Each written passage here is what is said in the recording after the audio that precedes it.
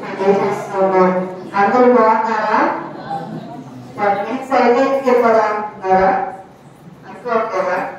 సరే, ఈరోజు మనం మన బయటలో నుంచి కొన్ని విషయాలు మనం ధ్యానించబోతున్నాం. మన యొక్క అంశం ఏంటి అంటే లేని అంటే ఏంటి? లేని అంటే ఏంటి? చాలా మంది అంటారు కదా, నేను లేనిగా ఉన్నాను అంటే గొడవలో ఉన్నాను, లేదంటే అవసరతలో ఉన్నాను. ఏదైనా లోటు జరిగినప్పుడు ఏమంటామంటే నాకు ఏది కలిగింది, లేని కలిగింది అని చెప్పాలి. చాలా త్వరగా ఉన్న సమయంలోనే కొన్ని వాక్య భాగాలు మనం ధ్యానించుకుంటూ అసలు లేని కలగడానికి కారణం ఏంటో మనం చూద్దాం. సామెతల గ్రంథము 13వ అధ్యాయము 25వ వచనము. నీతిమంతుడు ఆకలి తీరా భోజనము చేయును, భక్తిహీనుల కడుపునకు ఏమి కలుగును. లేమి అనేది ఎవరికి వచ్చింది, ఎవరికి కలిగింది అని మనం చూసినట్లయితే ఎవరికి కలిగింది? భక్తిహీనులకు లేమి కలిగింది. మరి భక్తి కలిగిన వాళ్ళకైతే లేమి కలుగదు. పై వచనంలోనే మనం చూస్తూ ఉంటాం. నీతిమంతుడు ఆకలి తీరా భోజనము చేయును. మనం చూసినట్లయితే మనం ఎంత కష్టపడ్డామని దేనికోసం కష్టపడతాం కదా? మన ఆకలి తీరడం కోసమే. చాలా మంది ఉన్నది బాగా తెలుసు, చాలా ప్రయాసపడి వంటలు చేస్తా ఉంటారు కదా. ఎన్నో వంటలు చేస్తారు, ఎంతో ప్రయాసపడతారు. దేనికి? కడుపు నిండా భుజించడానికి చాలా ప్రయాసపడి పనులు చేస్తూ ఉంటారు. అయితే ఇక్కడ మనం చూసినట్లయితే భక్తిహీనులుగా మనం ఉంటే మనకేం కలుగుతుంది? ఏమి కలుగుతుంది. అదే భక్తి కలిగిన వారిగా నీతిమంతులుగా ఉంటే మన యొక్క జీవితాల్లో ఏమి అనేది కలగదు. అంటే సంతృష్టి అనేది ఉంటుంది. మరొక వచ్చిన భాగాన్ని మనం చూద్దాం. సామెతల గ్రంథము 11వ అధ్యాయము 24వ వచనము. వెదజల్లి అభివృద్ధి పొందువారు కలరు, తగిన దానికన్నా తక్కువ ఇచ్చి లేమికి వచ్చేవారు కలరు. ఒక యొక్క జీవితంలో లేమి అనేది ఎందుకు వస్తుంది అంటే మనం చదివినటువంటి వచ్చిన భాగంతోనే 2 లైన్లు మనం చూస్తాం. వెదజల్లి అభివృద్ధి పొందేవారు కలరు, తగిన దానికంటే తక్కువ ఇచ్చి లేమిని గలవారు కలరు. ఎందుకు లేమి వస్తుంది అంటే ఒక విశ్వాస యొక్క జీవితంలో దేవునికి మనం ఇవ్వవలసినటువంటి భాగం, అది బల్యవంత కావచ్చు, మన హృదయంలో స్థానం అవ్వచ్చు, ఏ విషయమైనా కావచ్చు. ఇవ్వాల్సింది ఇవ్వకపోతే ఏమైంది? ఖచ్చితంగా లేమి అనేది వచ్చింది. మా యొక్క చిన్నతనంలో ఒక చిన్న ఎగ్జాంపుల్ నేను చెప్పి ముందుకు కొనసాగుతాను. మా నాన్నగారు దేవుని పరిచర్య చేసేవారు. అయితే జాబ్కి వెళ్ళకుండా ఉండేటువంటి టైంలో మమ్మీ ఒక్కలే ప్రైవేట్ టీచర్ గా కాంగ్రెస్ వెళ్ళేవారు. అది ఏం చేసేవాళ్ళంటే వచ్చే డబ్బులు ఏదైతే ఉందో, ఇప్పుడైతే 1000 నోట్లు 500 నోట్లు కదా, ఆ చిన్నతనంలో అయితే 100 నోట్స్ కూడా ఎక్కువ ఉన్నాయి. వాళ్ళు ఏం చేసేవాళ్ళంటే మొదటిగా ఆ యొక్క జీతం రాగానే 10వ వంతు తీసి మా డాడీ చేయించి మా మమ్మీ పేరు చేయించుకున్నారు. చేయించుకొని మిగతాది అది డాడీకి వడాలు పొందుతారు. 5 వడాలు పొందితే దానికి ఒక బాక్స్ ఇచ్చేవాళ్ళు, కొత్త బాక్స్. ఆ బాక్స్ డబ్బులు పెట్టేవాళ్ళు. ఆ నెల అయిపోయినాక ఎప్పుడు బీమా లాభం ఓపెన్ చేసి ఆ బాక్స్ తీసినా అందులో డబ్బులు కనపడతానే ఉంటాయి. ఎప్పటి నుంచి? ఫస్ట్ తారీఖు నుంచి నెల చివరి వరకు కూడా లాక్ తీసేవాక ఓపెన్ చేసేవాక కలిసి తీసుకునే వాళ్ళం కాదు. ఓపెన్ చేసి ఎప్పుడు చూసినా అందులో 100 రూపీస్ నోట్స్ అనేది కనపడతానే ఉన్నాయి. ఎందుకు ఈ విషయం చెప్తున్నానంటే విశ్వాస యొక్క జీవితంలో ఆర్థిక విషయాల్లో కొద్ది ఎప్పుడు వస్తుంది అంటే దేవునికి మనం ఇవ్వవలసింది ఇవ్వనప్పుడు ఏమవుతుంది అంటే చాలా మంది ఉంటారు. దేవునికి ఇవ్వాల్సింది ఇవ్వకపోతే ఏమైందంటే మనకి 1,00,000 రూపాయలు శాలరీ వచ్చినా చివరి దాకా రాదు.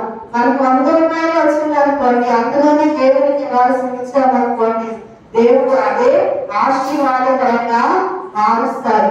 కాబట్టి ప్రియమైనటువంటి వారు మనం దేవునికి ఇచ్చే వాటిగా ఉంటే అభివృద్ధిని పొందుతాం. దేవునికి ఇవ్వవలసినది ఇవ్వకుండా ఉంటే మనకి ఏమొస్తుందంటే మన జీవితంలో ఏమి అనేది వస్తుంది. అదేవిధంగా మరొక వచ్చిన భాగాన్ని మనం చదువుతాం. సామెతల గ్రంథము 21వ అధ్యాయం 17వ వచనం.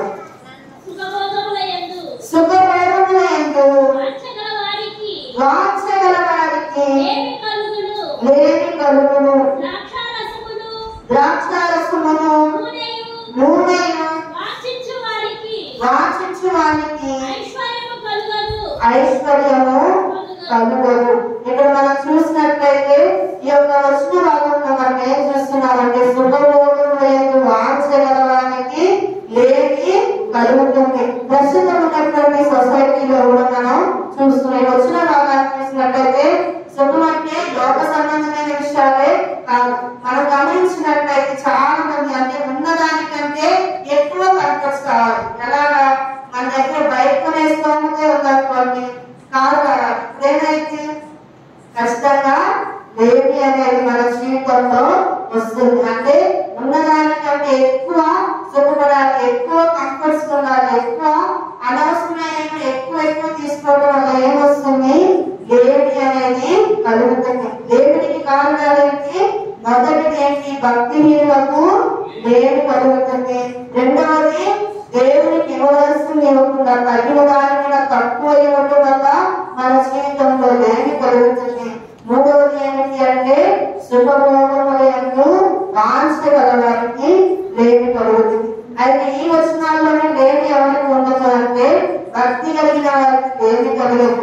దేవుడికి ఇవ్వాల్సినంత ఇస్తే లేమి మీద ఉండదు, సంతృప్తి ఉంటుంది.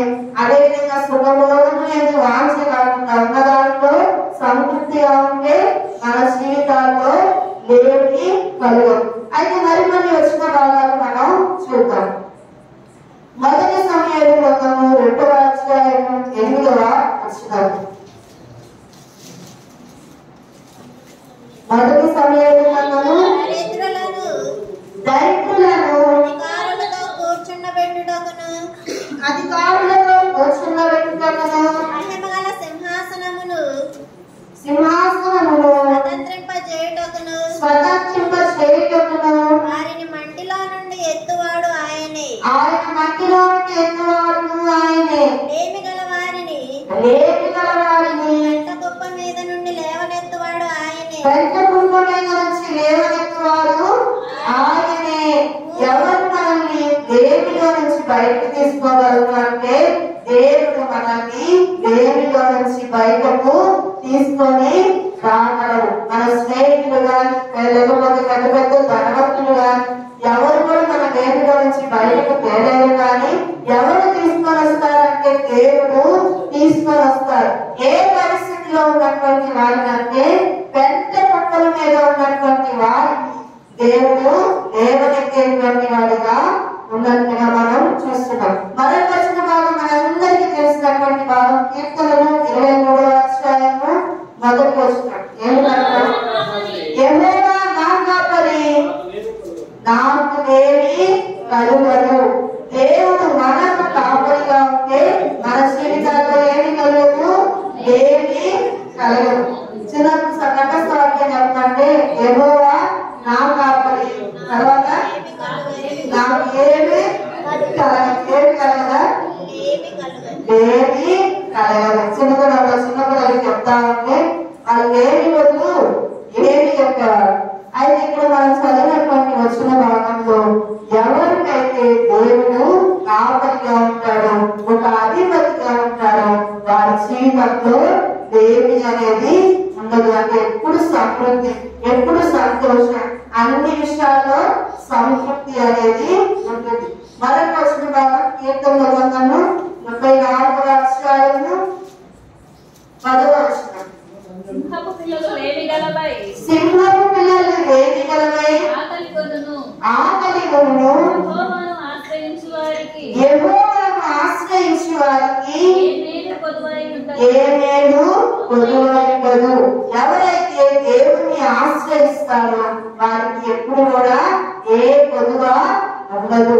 సింహపు పిల్లల గురించి ఇక్కడ వర్ణించబడింది. సింహం యొక్క జీవితంలో అన్నిటికంటే కింద ఎవరైనా చెప్పుకుంటాం మనం, సింహమే కదా. అడవికి రాజు ఎవరంటే సింహం అని చెప్పుకుంటాం. అయితే ఆ సింహం ఏం చేస్తుంది, వేటాడి ఎప్పుడు కూడా అది పస్తు ఉండదు. తన పిల్లల్ని ఎప్పుడు కూడా పస్తు ఉంచుతా ఉంచదు. ఎప్పుడు కూడా సమృద్ధి అయిన ఆహారాన్ని తెచ్చి పెట్టి, ఒకవేళ సింహపు పిల్లలైనా దేవి కలవై ఆకలి ఉంటాయేమో కానీ దేవుని ఆశ్రయించేటువంటి వారికి ఎప్పుడు కూడా లేమి అనేది ఉండదు అని మనం చూస్తున్నాం. ప్రియమైనటువంటి వారు మొత్తం 6 విషయాలు మనం చూసాము. మనము దేవునికి ఇవ్వవలసింది ఇస్తే మన జీవితంలో లేమి అనేది ఉండదు, సమృద్ధి అనేది ఉంటుంది. అదేవిధంగా మనం భక్తిహీనంగా ఉంటే లేమి ఉంటుంది, భక్తి కలిగినటువంటి వారిగా ఉంటే లేమి అనేది మన జీవితంలో ఉండదు. మూడవది సుఖభోగములందు వాంఛ కలిగినటువంటి వారిగా ఉంటే లేమి వస్తుంది. అలా కాకుండా మనం ఉన్నదాంతో సంతృప్తి కలిగి ఉంటే మన జీవితంలో లేమి రాదు. అదేవిధంగా మనం దేవుని పోగొట్టుకోవాలంటే ఏం చేయాలి అంటే దేవుని మనం ఆశ్రయిస్తే పెంట కుప్పల మీద నుంచి దేవుడు మనల్ని పైకి లేపేటువంటి వాడిగా ఉన్నాడు. అదేవిధంగా దేవుని మన కాపరిగా ఉంచుకున్నట్లయితే మనకి ఎప్పుడు కూడా లేమి కలగదు. ఇంకోటి ఎవరైతే ఆయన ఆశ్రయిస్తారో ఆయన ఆశ్రయించిన వారికి ఎప్పుడు కూడా ఏ కొద్దుగా ఉండదు. కాబట్టి ప్రియమైనటువంటి వాళ్ళ మన జీవితంలో మన దేవుని ఆశ్రయించినట్లయితే మన కుటుంబాల్లో కొద్దుగా ఉండదు, లేకపోతే మన ఆర్థిక పరిస్థితిలో కొద్దుగా ఉండదు. మన ఆత్మీయ స్థితి అన్నిటికంటే కూడా ప్రాముఖ్యమైనది. ఇహలోక సంబంధమైన లేని ఇబ్బంది లేదు, కానీ ఆత్మ సంబంధంగా మనం ఏ విషయాల్లో కొద్దుగా లేకుండా ఆత్మీయంగా మనం బలవంతులుగా ఫలవంతులుగా ముందుకు కొనసాగాలి. అదేవిధంగా మరొక వచ్చిన భాగంలో నేను ఒక స్త్రీని మీకు జ్ఞాపకం చేస్తాను. మార్కు సువార్త మనందరికీ తెలిసినటువంటి ఒక స్త్రీ, మార్కు సువార్త 12వ అధ్యాయం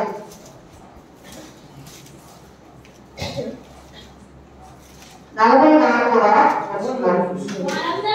వారందరూ తమకు కలిగిన సమృద్ధిలో నుండి వేసిరి గాని ఈమె తన లేమిలో తనకు కలిగినదంతయు అనగా తన జీవనమంతయు వేసనని చెప్పాను. ఎవరు చెప్పారు ఇక్కడ? యేసుక్రీస్తు వారే తెలియజేశారు. ఆయన శరీరధారిగా లోకంలో ఉన్నటువంటి సమయంలో ఆయన కానుకలు పెట్టి దగ్గర కూర్చున్నారు. కూర్చుంటే ఏమైంది, అక్కడ అనేక మంది వచ్చారు. కట్లేసిన వాళ్ళు ఉన్నారు, పెద్ద పెద్ద నోట్లేసిన వాళ్ళు ఉన్నారు, చాలా ధనాన్ని ఇచ్చిన వాళ్ళు ఉన్నారు. కానీ దేవుడు ఏం చేశాడు, ఆమె ఇచ్చినటువంటి ఆమె హృదయాన్ని చూశాడు, ఆమె పరిస్థితిని చూశాడు. అక్కడ అందరూ ఏమి ఇచ్చారంట, వారు కలిగి ఉన్న దాంట్లో నుంచి ఇచ్చారంట. నేను మాత్రం ఆమె దేవుడిలో కూడా ఆమె జీవితం మొత్తం కూడా ఇచ్చేసిందంట. అది ఎన్ని రోజుగా జీతమో, ఒక రోజు జీతమో, లేకపోతే ఒక నెల జీతమో మనకు తెలియదు. ఆ చేతులు ఇచ్చేస్తే ఆమె నీకేముండదు, కావాల్సిన సరుకు కొనుక్కున్న డబ్బులు ఉన్నాయా? ఉండవు. ఆమె ఆహారం పట్టిద్దా? ఉండదు. తన కుటుంబ పరిస్థితిని ఆలోచించిందా? ఏమి ఆలోచించకుండా ప్రభు యొక్క పాదాల దగ్గర లేకపోతే కానుక పెట్టదో ఆమె కలిగినదంతా కూడా ఇచ్చింది. ఈమె ఎలా ఉంది అంటే ఇక్కడ లేమిలో ఇచ్చిందని చెప్పబడింది, కానీ ఆమె స్థితి ఎలా ఉంది, ఆత్మీయతలో ఆమె చాలా గొప్ప స్థితిలో కొద్దిగా లేనటువంటి ఆమె ఆత్మీయతలో. అయితే అలా ఇవ్వడాన్ని బట్టి ఆమె కూడా దీవించబడింది. ఆమెను ఎవరు చూశారంటే ఆమె ఇచ్చింది ఎవరు చూశారు? ప్రభువే చూశారు కదా. మనం ఇచ్చింది ఎవరు చూడాలి? ప్రభువే చూడాలి. మనం ఎన్నో ఇస్తాం, కానీ సేవకుడు చూడాల్సిన లేదు, కుటుంబం చూడాల్సిన లేదు, కానీ మనం ఇచ్చింది ప్రభువు చూసి ప్రభు లెక్కంటే పరలోకమందు మనకి గొప్ప భాగ్యము ఆశీర్వాదం అనేది ఉంటుంది. నిన్నటువంటి వారితో నేను ముగిస్తూ ఉన్నాను. మన ప్రభు యేసుక్రీస్తు వారైతే మన కొరకు ఎలా వచ్చాడు అంటే ఆయన బలవంతులైంది కూడా దరిద్రుడిగా ఆయన మన కోసం వచ్చాడు. రక్త మాంసములో ఆది భాగస్థుడిగా వచ్చాడు. నిన్ను నన్ను ఎంతగా ప్రేమించాడు కదా. మనమైతే ఏం చేస్తున్నాం? దేవుడికి మనం హృదయంలో నిశ్చయించుకొని ఇస్తాము, లేకపోతే పదిలోకి ఇస్తాము, మన హృదయంలో స్థానం ఇస్తాము.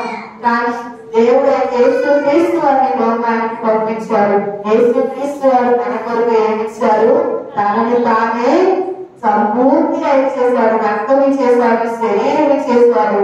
అన్ని ఇచ్చినటువంటి దేవుడికి మనం ఏమిచ్చినా రుణస్థులమే. కాబట్టి మరి ప్రాముఖ్యంగా మనం ఏమి వాడి అంటే దేవుడిని ఆశ్రయించి ఆత్మీయులుగా మనము ఆత్మీయ దేవుడి లేకుండా ముందుకు కొనసాగాలని నేను మీకు తెలియజేస్తున్నాను. మనందరికి మాదిరి ఎవరు అంటే మన ప్రభువైన యేసుక్రీస్తు వారే. ఆయన మనందరికి మాదిరిగా ఉన్నాడు. ఆయన్ని అనుసరిస్తూ మనం నడిచినట్లయితే మన గమ్యస్థానానికి మనం చేరగలం. ఆయన మరలా మన కోసం రానే ఉన్నాడు.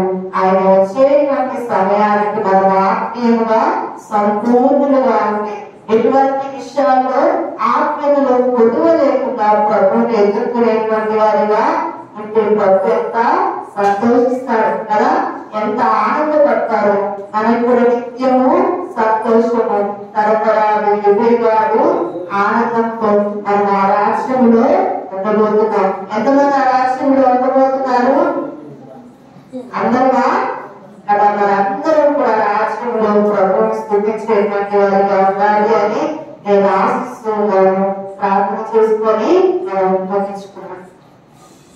మహోన్నతులైన నా తండ్రి, సర్వోన్నతులైన నా దేవ, నీకే వందనాలు, స్తుతులు, స్తోత్రాలు చెల్లిస్తున్నాను తండ్రి. దివా దేవునికి కలిగే కారణాలు, అదేవిధంగా తండ్రి దివా దేని కలగకుండా ఉన్నాడంటే నేనేం చేయాలో మీరు కొన్ని విషయాలు నాకు తెలియజేసినందుకు మీకు స్తోత్రాలు తండ్రి. దివా చేయవచ్చిన సంఘాన్ని బిడ్డలను జీవించండి, ఆశీర్వదించండి.